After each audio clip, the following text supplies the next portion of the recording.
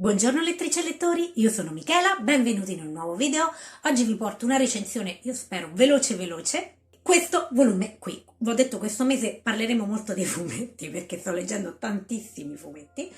Comunque questo è Il Principe d'Acciaio, scritto da Victoria Schwab, edito in Italia, uscito in Italia il 3 novembre per Oscar Inc. Innanzitutto vediamolo esteticamente perché è un piccolo gioiellino estetico. È uscito al costo di 20 euro e ha 128 pagine. È una graphic novel, ovviamente essendo uscita per Oscar Inc. Questa è la cover che io trovo eccezionale. Questa la costa, vediamo se si mette a fuoco, insomma. E questo il retro. La copertina è cartonata, all'interno quando si apre è così. E queste sono le pagine interne. Vi mostro qualcos'altro, ecco qui.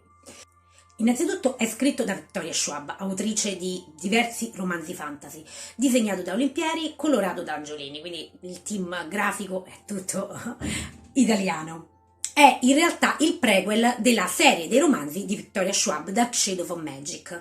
Può essere letto anche da chi non ha letto i romanzi, però ovviamente essendo un fumetto e quindi avendo il problema del poco numero di pagine, se si legge senza aver letto la serie dei romanzi, ci si perde un po' del world building che Victoria Schwab ha creato appunto per Dark Shadow of Magic.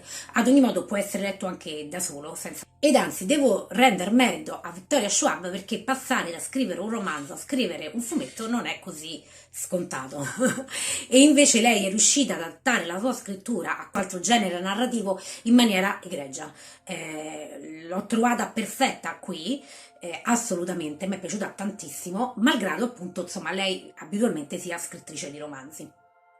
Per quanto riguarda invece il team all'italiana, Olimpieri alle matite è fantastico, ha una capacità di dosare i neri che è qualcosa di meraviglioso. Assolutamente, sicuramente l'ho apprezzato tantissimo perché veramente questa capacità di dosare i neri e di rendere queste atmosfere molto cupe, molto dark, molto insomma, che rendono bene la storia, assolutamente l'ho apprezzato tantissimo. Ad Olimpieri si affianca Enrica Angiolini ai colori, che è riuscita a dosare benissimo sia i colori tipici insomma della saga di Dark Shadow of Magic che a rendere il colore della magia in maniera assolutamente eccezionale. Guardate per esempio qui quando si usa la magia ha fatto un lavoro strepitoso Enrica. Io devo dire il team grafico l'ho apprezzato tutto. Olimpieri e Angiolini sono una coppia perfetta per questo genere di storia. Che cos'è? Di cosa parla questo volume? Ho detto è un volume ispirato alla saga di Dark Shadow of Magic, in particolare è un prequel del primo volume della saga di Dark Shadow of Magic. Qui troviamo Maxim Maresh che nella saga insomma è il re della Londra Rossa, lo troviamo giovane, ancora principe, quindi ancora non re, alle prese insomma con il fatto che deve crescere per poter diventare re e infatti viene esiliato dal padre, da Londra Rossa viene esiliato a Varos, che è questa cittadina portuale dove insomma la violenza, la delinquenza la fanno da padrona. Lui arriverà a Varos pieno dei suoi ideali, del suo coraggio, dei suoi atteggiamenti insomma nobiliari, mettiamola così, e si troverà a scontrarsi con tutta una serie di personaggi e vicissitudini molto più rozzi, molto più insomma quando uno ha fame e deve lottare per la fame non sta tanto lì a vedere la forma delle cose ma più la sostanza. Arrivato a Varoso incontrerà Isra, che è un altro dei personaggi che noi troviamo in Dark Shadow of Magic. Isra che è un membro delle guardie, che qui troviamo anche lei più giovane rispetto appunto a Dark Shadow of Magic e che affiancherà appunto Maxim nelle sue avventure. Nel momento in cui Maxim arriva a Varoso anche la regina pirata Arisa. Questo personaggio avrà a che fare con Maxim, diciamo è il personaggio cattivo della storia che avrà a che fare con Maxim e scopriamo appunto alcune vicissitudini giovanili di Maxim e soprattutto come si è creata la fama intorno a questo personaggio che poi noi conosciamo in Dark Shadow of Magic, quando ormai è grande, è padre adottivo di Kel. E intorno a questa figura, insomma, ci sono tutta una serie di leggende rispetto alla sua giovinezza. Qui andiamo a scoprire un pezzettino piccolo del passato appunto di questo personaggio. Sicuramente qui si apprezza Maxim molto di più rispetto a Dark Shade of Magic, quindi quello senza ombra di dubbio. È sicuramente un volume che ho molto apprezzato, sono convinta che si apprezzi anche non avendo letto appunto Dark Shade of Magic, anche perché io in realtà sono rimasta a metà della lettura e ancora lo devo finire, ahimè, ma sarà il momento buono per riprenderlo in mano.